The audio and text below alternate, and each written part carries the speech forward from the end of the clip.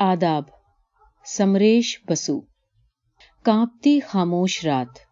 तभी एक फौजी गाड़ी हड़हड़ाती हुई आई और इस कंपकंपी को और भी झुर्रा गई। इसने विक्टोरिया पार्क के गिर्द चक्कर लगाया और गुजर गई। शहर में धारा 144 लगी हुई है और कर्फ्यू बहाल है। हिंदू और मुसलमान के बीच दंगा हुआ है। आमने सामने छिड़ी इस लड़ाई में हंसुआ, दाव, बल्लम, छड़, छुरा, लाठी, कटार और तलवार सबका खुलकर खेल हुआ है।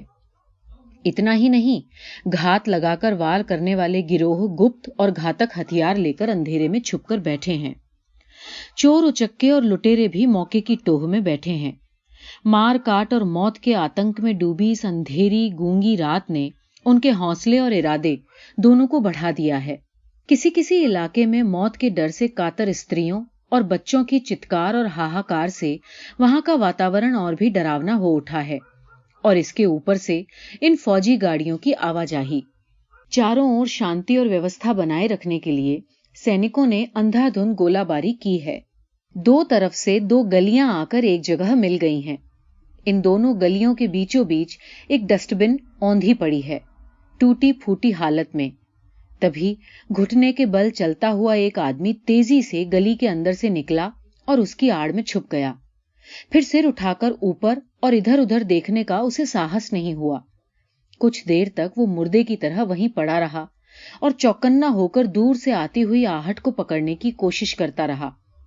वो कुछ समझ नहीं पाया कि ये आवाज कैसी है, अल्लाह अकबर की या भारत माता की जय की। अचानक डस्टबिन में थोड़ी सी हरकत हुई। उसकी देह की एक एक रग और नस जैसे झंझना उठी। उसके जबड़े भिंच गए और हाथ पांव अकड़ गए। वो इस बात के लिए पूरी तरह तैयार हो गया कि अगला क्षण चाहे जितना भी कठोर हो, वो झेल लेगा। कुछ क्षण इसी तरह बीते। चारों ओर इसी तरह की अपाहिज खामोशी टंगी रही। शायद कोई कुत्ता था। उसे भगाने के लिए उस आदमी ने डस्टबिन को थोड़ा सा आगे की तरफ सरकाया। थोड़ी देर फिर चुप्पी रही। लेकिन ये क्या, वो फिर हिल गई। उसे भय के साथ साथ थोड़ा कौतूहल भी हुआ। धीरे धीरे उसने अपना सिर उठाया। उधर से भी ठीक वैसा ही एक सिर हौले हौले ऊपर उठता नजर आया। अच्छा, तो ये कोई आदमी है। डस्टबिन के दोनों ओर दो प्राणी बिना किसी हलचल और हरकत के माटी के लौंदे की तरह जमकर बैठे थे। उनके दिल की धड़कनें भी जैसे थम सी गई थीं।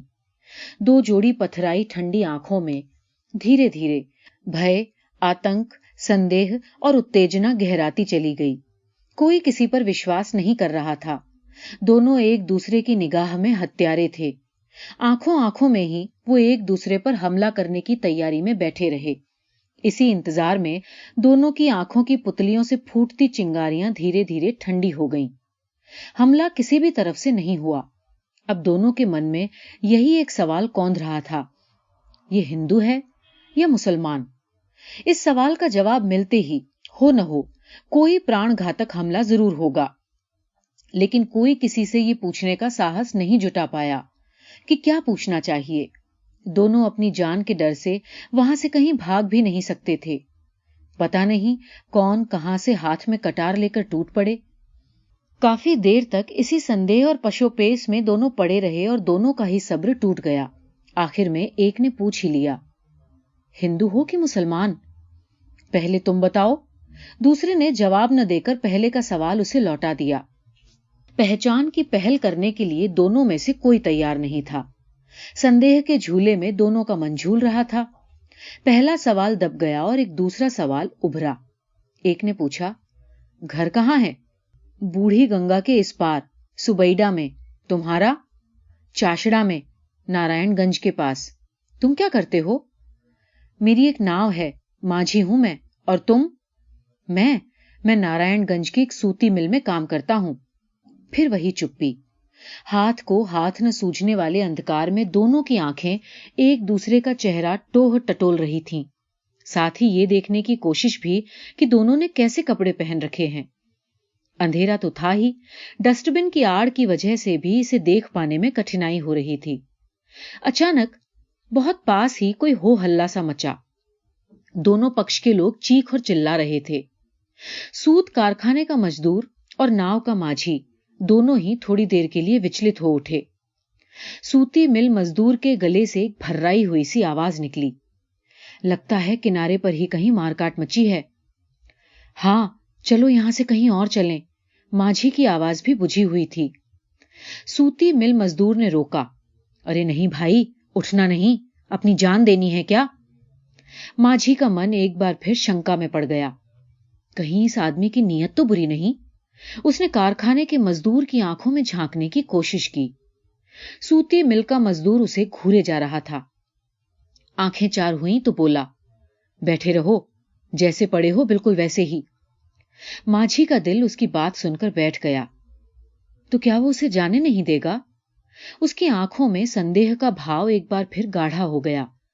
उसने पूछा, क्यों? क्यों? क्यों क्या? सूत मिल मजदूर बोला, क्या मरना चाहते हो तुम? माझी को यह सुनकर अच्छा नहीं लगा। बात कही भी बहुत बेतुके ढंग से गई थी। उसके मन में होनी अनहोनी जैसी कई तरह की बातें बड़ी गहराई से जड़ें जमाकर बैठी हुई थीं। जाऊंगा नहीं तो क्या इसी तरह इस अंधी गली के अंदर पड़ा रहूंगा? इस आदमी की जिद को देखकर मजदूर के मन में भी संदेह पैदा हुआ। वो जैसे अंधेरे को अपने जबड़े से चबाता हुआ बोला, मतलब क्या है तुम्हारा? मुझे तो तुम्हारी बात में खोट नजर आ रही है। तुमने ये भी नहीं बताया कि तुम किस जाति के हो। ऐसा तो नहीं कि बाद में अपने लोगों को बुला बटोर कर मुझ पर टूट पड़ो। ये क्या कह रहे हो तुम? माझी स्थान और समय की नजाकत की अनदेखी करता हुआ गुस्से और दुख में लगभग चीख कर बोला, मैंने ठीक ही कहा मेरे भाई, बैठे रहो। लोगों के मन की बात भी नहीं बूझ पाते। मजदूर की बातों में ऐसा कुछ तो था कि माझी को थोड़ा सा भरोसा हो गया। बोला, तुम चले गए तो मैं यहां अकेला थोड़े ही बैठा रहूंगा। शोरगुल कहीं दूर जाकर थम गया। अंधेरी रात एक बार फिर मौत की तरह खामोश और ठंडी हो गई। कुछ एक क्षण मौत की प्रतीक्षा करते ही बीते जैसे। अंधेरी गली के बीचों बीच औंधे पड़े डस्टबिन के दोनों ओर दो प्राणी अपनी अपनी मुसीबतों, घर के लोगों, माँ, बीवी और बच्चों के बारे में सोच रहे थे। क्या अब उन लोगों तक अपनी अपनी जान बचाकर ये दोनों किसी भी तरह पहुंच पाएंगे? और इसकी क्या गारंटी है कि वो सबके सब उन्हें जिंदा मिलेंगे? न कोई बात, न विचार, न सर, न पांव। पता नहीं कहां से शुरू हुआ ये दंगा। किसी अनहोनी की तरह सिर पर आ गिरा। अभी अभी तो हाट बाजार दुकान में इतनी हंसी खुशी, गपबाजी और कहकहों का सिलसिला जारी था, और पलक झपकते ही मार काट और एक दूसरे की जान लेने को तैयार और खून की गंगा बहाने को उतारू लोग। आखिर आदमी इतना निष्ठुर और निर्मम कैसे हो जाता है? कैसी अभिशप्त जाति है ये? सूत मिल मजदूर ने एक ठंडी उसास भरी। उसकी देखा देखी माझी ने भी लंबी आह भरी। बीड़ी पियोगे? मील मजदूर ने जेब से एक बीड़ी बाहर निकाली और माझी की ओर बढ़ाते हुए पूछा। माझी ने बीड़ी को हाथ में लेकर आदत के मुताबिक एक बार दबाया, फिर दाएं कान के पास ले जाकर कई बार घुमाया और फिर होठों के बीच ठूंस लिया। मिल मजदूर भी अब दिया सलाई की तीली जलाने की कोशिश में लगा था। उसने पहले ये ध्यान ही नहीं दिया कि उसका कुर्ता कब का भीग चुका है और कुर्ते की जेब में रखी दिया सिलाई बुरी तरह से सील चुकी है। कई कई बार तीली को घिसने की खस खस आवाज के साथ एकाध नीली चिंगारी कौंधी। अंत में उसने मसाले की खाली तीली को झुंझलाकर वहां फेंक दिया। साली, माचिस की तीली भी गीली हो गई। अब की बार उसने एक दूसरी तीली बाहर निकाली। माझी भी तब तक अपना धीरज खो चुका था। वो मजदूर के तनिक पास खिसक आया। अरे जलेगी जलेगी, लाओ मुझे दो, दो मुझे, कहता हुआ माझी ने अपना हाथ आगे बढ़ाया और मिल मजदूर से एक तरह से उसने उसकी माचिस छीन ली। दो एक बार खस खस की आवाज हुई और तीली सचमुच जल गई। सुभान अल्लाह, हाँ हाँ सुलगाओ जल्दी, हाँ। मिल मजदूर एक बार की चौंक उठा। उसे लगा जैसे उसने भूत देख लिया हो। भिचे हुए होठों के बीच फंसी बीड़ी नीचे गिर गई। तो तुम? तभी हवा का एक हल्का सा झोंका आया और तीली बुझाकर चला गया। इस बीहड़ अंधेरे में एक बार फिर दो जोड़ी आंखें अविश्वास की उत्तेजना में बड़ी हो गईं। कुछ एक पल इसी ठंडी खामोशी में बीते। माझी भी तेजी से उठ खड़ा हुआ और बोला, हाँ मैं मुसलमान हूं, تو کیا ہوا جو میں مسلمان ہوں؟ مل مزدور نے ڈرتے ڈرتے جواب دیا، نہیں کچھ بھی نہیں ہوا، لیکن اس نے ماجھی کے بغل میں رکھی پوٹلی کی اور ہاتھ بڑھاتے ہوئے پوچھا، اس میں کیا ہے؟ بچوں کے لیے 2 کرتے اور ان کی امی کی خاطر ساڑی ہے، کل عید کا دن ہے، معلوم ہے؟ دوسری کوئی چیز تو نہیں نا؟ سوتی مل کا مزدور جیسے اس کی باتوں پر وشواس نہیں کر پا رہا تھا۔ ارے میں جھوٹ تھوڑے ہی کہہ رہا ہوں، بھروسہ نہ ہو تو دیکھ لو۔ ماجھی نے اپنی پوٹلی کو مل مزدور کی طرف بڑھا دیا۔ ارے نہیں، یہ بات نہیں ہے بھائی، دیکھنے کو کیا ہے بھلا؟ لیکن آج کل جیسی ہوا چل رہی ہے، تم دیکھ ہی رہے ہو، کسی پر بھروسہ کیا جا سکتا ہے کیا؟ تم ہی بتاؤ۔ بس یہی تو رونا ہے۔ اچھا بھائی تم بتاؤ، تم نے تو اپنے پاس ایسا ویسا کچھ نہیں رکھا نا؟ بھگوان کی قسم کھا کر کہتا ہوں، ایک سوئی تک نہیں میرے پاس، اپنی جان بچا کر کسی طرح گھر لوٹ سکوں بہت ہے۔ اور مل مزدور نے اپنے کرتے اور گھٹنے کے اوپر تک چڑی دھوتی کو جھاڑ جھٹک دیا۔ دونوں اگل بگل سٹ کر بیٹھ گئے، پھر دونوں نے بیڑی سلگائی اور چپ چاپ سٹا مارتے رہے اور اسی میں ڈوبے رہے۔ اچھا، ماجھی اس طرح گھل مل کر باتیں کرتا رہا مانو وہ گھر کے ہی کسی آدمی یا ناتے رشتہ دار سے بتیا رہا ہو۔ اچھا تو تم بتا سکتے ہو مجھے؟ ارے ماں بیٹی اور بچوں کو کاٹ پیٹ کر کیا ملنا ہے؟ سوتی مل مزدور کو اخباروں میں چھپی خبروں کی تھوڑی بہت جانکاری تھی۔ اس نے سوکھے گلے سے اٹکتے اٹکتے کہا، اب غلطی تو تمہارے انہی لیگ والوں کی ہے، آنکھ تو انہوں نے ہی لگائی ہے اور اس دنگے کو انقلاب کا نام دیا ہے۔ ماجھی نے بھی میٹھی چٹکی لیتے ہوئے کہا، میں یہ سب نہیں سمجھتا، میرا کہنا ہے کہ اس مار کاٹ سے ہوگا کیا؟ 2 لوگ تمہارے مریں گے، 2 ہمارے، اس سے اس دیش کا کیا بنے گا بگڑے گا؟ ارے میں بھی تو یہی کہہ رہا ہوں کہ کسی کو کیا ملے گا یہ گھنٹا۔ کہتے ہوئے مل مزدور نے اپنا انگوٹھا آگے بڑھا دیا، مرو گے تم، مارے جائیں گے ہم، اور ہماری بیویاں اور بیٹیاں بھیک مانگتی پھریں گی۔ ابھی پچھلی بار کے دنگے میں میرے بہنوئی کے جسم کے ٹکڑے ٹکڑے پھینک دیے، بہن ودھوا ہو گئی، اس کی بیٹی اور بیٹے آ کر میری گردن پر سوار ہو گئے ہیں۔ اب کس کے آگے جا کر روئیں اور اپنا دیدہ پھوڑیں؟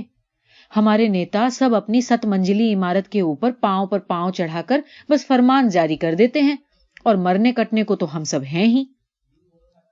ہم سب جیسے آدمی ہی نہیں، کتے کے پلے ہیں پلے، ورنہ اس طرح ایک دوسرے کو کاٹتے کیوں؟ ایک دوسرے پر جھپٹتے اور بھونکتے کیوں؟ یہ کہتے ہوئے ماجھی نے اس غصے میں، جس سے کچھ ہونے جانے والا نہیں تھا، اپنے گھٹنے کو پکڑا اور کانپنے لگا۔ ہاں بات تو ٹھیک ہی ہے، اور پھر ہمارے بارے میں کوئی سوچتا بھی ہے؟ اب یہی جو دنگا ہوا، اس میں ایسا کون ناتے رشتے والا ہے سالا جو 2 ٹھو دانا جٹا دے گا؟ واپس گھاٹ جانے پر ناؤ کھڑی بھی ملے گی، کوئی بتا سکتا ہے؟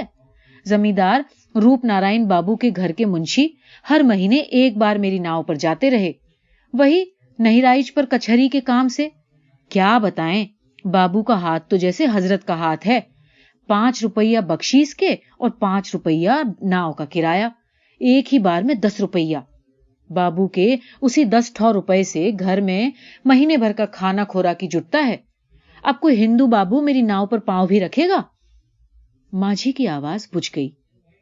سوتی کارخانے کا مزدور کچھ کہنا چاہتا تھا، لیکن ایک بارگی تھم گیا۔ بھاری بوٹوں کی تیز آہٹ سنائی پڑ رہی تھی۔ یہ آواز سامنے والی مکھ سڑک سے گلی کی طرف بڑھتی ہوئی جان پڑی۔ اب اس میں کوئی سندیہ نہیں رہا، دونوں کے من میں ایک شنکا بھری اتسکتا پیدا ہوئی اور دونوں نے ایک دوسرے کی آنکھوں میں دیکھا۔ میں کیا کروں اب؟ ماجھی نے اپنی پوٹلی کو کانکھ میں دباتے ہوئے پوچھا۔ چلو بھاگ جائیں۔ لیکن جائیں گے کہاں؟ میں تو اس شہر کی گلیوں اور راہوں کو ٹھیک سے جانتا تک نہیں۔ ارے کسی بھی طرف چلو بھاگ چلیں، ہم خامخواہ پولیس والوں کی مار کیوں کھائیں بھلا؟ مجھے ان ظالموں پر ایک دم بھروسہ نہیں۔ ہاں ٹھیک ہی کہا تم نے، لیکن جاؤ گے کس طرف؟ پولیس والے تو بس آئے ہی سمجھو۔ اس طرف، اس گلی کا جو سرا دکھن کی طرف نکل گیا ہے اسی طرف، ماجھی نے اشارہ کیا، پھر دھیمے سور میں بولا، چلو اگر کسی بھی طرح یہاں سے بھاگ سکیں اور بادام تلا گھاٹ تک پہنچ سکیں تو پھر آگے کوئی ڈر نہیں۔ دونوں اپنا سر نیچے کی اور کیے دم ساتھ کر دوڑ پڑے، सीधे पटुआ टोली वाली सड़क पर। सुनसान सड़क बिजली की रोशनी से जगमगा रही थी। दोनों के पांव एक साथ अचानक रुक गए। कहीं कोई घात लगाकर तो नहीं बैठा? लेकिन ये सब सोचने समझने का समय है कहां किसी के पास। नुक्कड़ के पास एक बार फिर इधर उधर देखा और दोनों सीधे पश्चिम की तरफ भागे। कुछ आगे बढ़े ही थे कि उन्हें घोड़ों की टाप की आवाज सुनाई दी। उन्होंने गर्दन ऊंची करके देखा। दूर से एक घुड़सवार इधर ही की ओर आता जान पड़ा। सोचने का समय नहीं था। बाईं तरफ की उस संकरी सी गली में जिधर से संडास साफ करने के लिए मेहतर आते जाते हैं, दोनों उसी में घुस गए और सिकुड़कर बैठ गए। थोड़ी देर बाद ही वो घुड़सवार बड़ी तेजी से हाथ में नंगी पिस्तौल लिए जैसे उनके सीने पर से गुजर गया। दोनों के सीने में घोड़े की टाप काफी देर तक बजती रही। दिल में सिहरन पैदा करने वाली ये आवाज जब एकदम खामोश हो गई, तब दोनों एक बार फिर आहिस्ता आहिस्ता कदम बढ़ाते हुए आगे निकल पड़े। सूती मिल मजदूर बोला, सड़क के किनारे किनारे चलो। दोनों बुरी तरह डरे हुए थे। सड़क के एकदम किनारे लगकर तेजी से पांव बढ़ाते चले जा रहे थे। रुको! अचानक माझी ने दबे स्वर में कहा। क्या हुआ? सूत मिल मजदूर के पांव रुक गए और वो बदहवास सा दिखा। उधर देखो, उधर!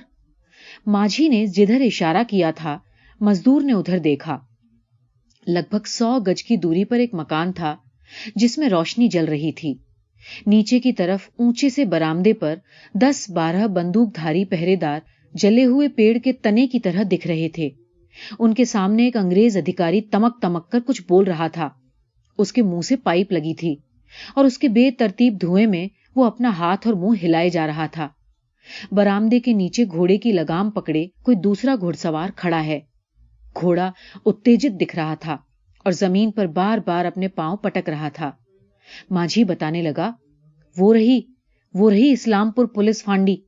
यहां से थोड़ी दूर पर ही फांडी के पास से ही बाईं तरफ एक गली आगे निकल गई है। मुझे उसी गली से बादाम तला घाट की ओर जाना होगा। मजदूर का चेहरा जर्द हो गया। उसने घबराकर पूछा, तो फिर? तभी तो मैं कह रहा था कि तुम यहीं रुको। घाट पहुंचकर तुम्हारा कोई काम नहीं बनेगा। माझी कहता रहा, ये हिंदुओं का इलाका है और इस्लामपुर मुसलमानों की बस्ती है। तुम कल सुबह होने पर अपने घर की ओर निकल जाना। और तुम? मैं तो अभी जाऊंगा। माझी की आवाज उद्वेग और आशंका से जैसे बिखरती चली गई। मैं नहीं रुक सकता भाई। पिछले 8 दिनों से घर में क्या हुआ है क्या नहीं कुछ नहीं पता। अल्लाह ताला ही जानते होंगे। किसी तरह उस गली में घुस पाया तो आगे भी सब ठीक ही होगा, और अगर नाव नहीं मिली तो बूढ़ी गंगा को तैर कर पार कर जाऊंगा। अरे नहीं मियां भाई, ये क्या कह रहे हो तुम? मिल मजदूर ने माझी की मैली कुचैली कमीज का निचला सिरा कसकर पकड़कर फिर कहा, कैसे जाओगे तुम वहां? माझी की आवाज अब भी उत्तेजना में कांप रही थी। मुझे रोको मत भाई, जाने दो। तुम्हें पता नहीं शायद, कल ईद परब है। बीवी बच्चों ने आज ईद का नया चांद देखा होगा। उनके मन में जाने कैसे कैसे हौसले होंगे। नए कपड़े पहनेंगे, अब्बा जान की पीठ पर चढ़ेंगे, गोद में बैठेंगे, और बीवी की आंखों से आंसू तो सूख ही नहीं पा रहे होंगे। मैं अपने आप को रोक नहीं पा रहा भाई, मेरा मन कलप रहा है। कहते कहते माझी का गला भर आया। मिल मजदूर के सीने में भी हूक सी उठी। उसकी कसी उंगलियां ढीली पड़ गईं। और अगर वो तुम्हें पकड़ लेंगे तो? भय से कातर मिल मजदूर की आवाज रुआंसी हो गई। अरे नहीं पकड़ पाएंगे, तुम इतना क्यों डर रहे हो? और सुनो, यहीं कहीं आसपास बैठे रहो। मैं अब चलूं? इस रात की बात कभी भुला नहीं पाऊंगा। नसीब में लिखा होगा तो कभी न कभी जरूर मुलाकात होगी। आदाब। आदाब। मैं भी इस रात को कभी नहीं भूल पाऊंगा भाई। माझी दबे कदमों से आगे बढ़ चला। मिल मजदूर मरे हुए दिल और भरी हुई आंखों से उसे निहारता रहा। उसके दिल की तेज धुकधुकी थम नहीं रही थी। उसके कान पूरी तरह चौकस थे। हे भगवान, बेचारा माझी किसी विपदा में न फंसे। वो थोड़ी देर तक इसी तरह दम साधे खड़ा रहा। कुछ देर बाद उसे लगा कि माझी अब तक निकल चुका होगा। उसके सारे घर वाले, बीवी और बच्चे कितनी खुशी से नए नए कपड़े पहनेंगे, खुशियां मनाएंगे, और बच्चे तो बाप के कलेजे का टुकड़ा ही होते हैं। मिल मजदूर ने एक गहरी सांस भरी। میاں ماجھی کی بیوی میٹھے الہانے کے ساتھ آنکھوں میں آنسو بھر کر اس کے سینے سے لگ جائے گی. موت کے منہ تک پہنچ کر بھی تم بچے ہوئے ہو نا بھیا ماجھی. مزدور کے ہونٹوں پر ہلکی سی مسکراہٹ کھیل گئی. اور اس کے بعد ماجھی کیا کرے گا؟ ماجھی تب ہالٹ. میل مزدور کا کلیجہ تھک سے رہ گیا اور ساتھ ہی بھاری بوٹوں کے دوڑنے کی آواز. کون ہے یہ جو زور زور سے چیخ اور چلا رہے ہیں؟ ڈاکو بھاگ رہا ہے. مل مزدور نے اپنی گردن نکال کر دیکھا. پولیس افسر اپنی مٹھی میں ریوالور کھینچ کر دوڑ رہا ہے. پھر پورے علاقے میں سرد خاموشی کو کمپاتے ہوئے اس نے ریوالور کی 2 آوازیں کوندھا دی. گڑم گڑم. 2 بار نیلی چنگاریاں سی کوندھی. مل مزدور اس اتےجنا میں پتہ نہیں کب تک اپنی ایک انگلی چباتا رہا. اس کی آنکھیں پھٹی کی پھٹی رہ گئیں. پولیس افسر پاس ہی گھوڑے پر سوار ہو کر گلی کے اندر داخل ہوا. اس ڈاکو کی آخری چیخ بھی سنی تھی اس کے کانوں نے. مل مزدور کی بے چین آنکھوں کے سامنے ماجھی کے سینے کا خون بہتا رہا. اس خون میں اس کے بیوی بچے بہ رہے تھے. اسی خون میں اس کی بیوی کی ساڑی چولی لال ہو گئی تھی. ماجھی کہہ رہا تھا، میں اپنے گھر تک نہیں پہنچ سکا بھائی. میرے ننھے منھے، میری بیوی، سبھی پرب کے دن آنسو کی بوڑھی گنگا میں ڈوب گئے. دشمنوں نے مجھے ان کے پاس پہنچنے نہیں دیا.